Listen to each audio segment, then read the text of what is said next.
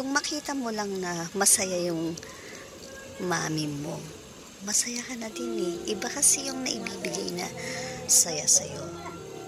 Kaya, itong 68th birthday ni mami, napag-isipan namin ng kapatid ko na ipaghanda na lang siya.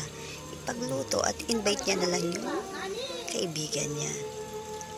Kasi kung kakain lang kami sa labas, wala lang, ganun lang. Iba pa rin syempre yung sariling luto. Napakatagal niyang lumabas, nakailang ulit na kaming tinawag siya para lang lumapit, wala pa. Ay naku, ang tagal.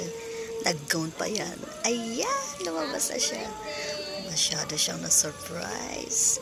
Maiyak-iyak daw siya kasi hindi niya inaakala. Ang alam lang niya, spaghetti at menudo. Siyempre, hindi naman kami papayag magkapatid, no? Kahit budget lang kami, budget lang ang pera. Siyempre, magagawa ng paraan yan. O, diba? Pinaghanda namin siya ng menudo.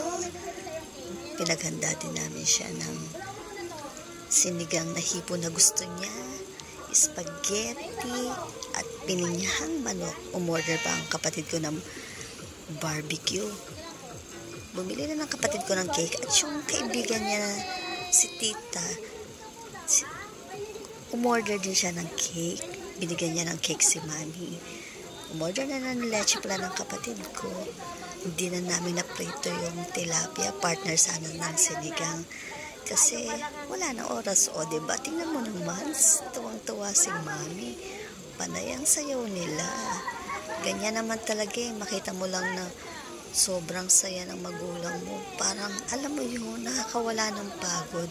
Kaya, hindi kami nakaramdam ng pagod ng kapatid ko, pero literal na pagod kami. Pero parang wala lang. Hindi nga kami masyadong natulog eh. Pero parang, alam mo yun, parang nakainom kami ng Red Bull. Parang, ayan, nag-request pa ng Japanese song.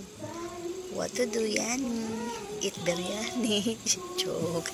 Napakanta na kahit sintonado. O, para sa'yo po yan, mami, ha? I love you so much po. We love you so much. More birthdays to come po.